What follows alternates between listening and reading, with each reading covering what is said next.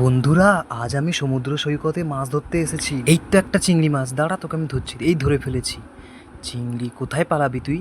এই একটা কাঁকড়া, এই কাঁকড়া, দাঁড়া দাঁড়া, এক্ষুনি ধরছি তোকে, দাঁড়া।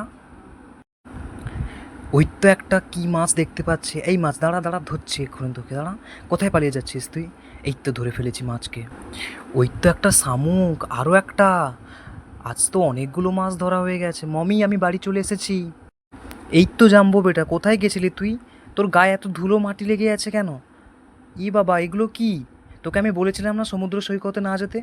না মমি, আমি শুধু তোমার জন্য কিছু মাছ ধরতে গেছিলাম সমুদ্র সৈকতে, আর কিছু নয়। দিনকে দিন তুই আমার কথা এক্কেবারে শুনছিস না, তুই বহুত বদমাইশ হয়ে গেছিস। মমি বোধহয় আমার উপরে খুব রেগে আছে। আমি বরং একটা কাজ করি, এই মাছগুলো ভালো মতন করে ধুয়ে রান্না করে ফেলি, তাতে যদি মমির রাগ যদি একটু কমে। মমি চলে এসো, আমি তোমার জন্য আজ একটা নতুন ডিশ রান্না করেছি। এ কি দেখছি, এগুলো সব তুমি রান্না করেছো জাম্বো বেটা? আচ্ছা, একটু টেস্ট করে দেখি তো। এগুলো তো বেশ খেতে হয়েছে, খুব সুস্বাদু হয়েছে। তুমি কিভাবে রান্না করেছো জাম্বো বেটা? এটা একটু টেস্ট করে দেখি। দারুণ খেতে হয়েছে। ও ভাই! বন্ধুরা, তোমরা যদি তোমাদের মমিকে ভালোবেসে থাকো তাহলে কমেন্টে হার্ট লিখে পাঠাও।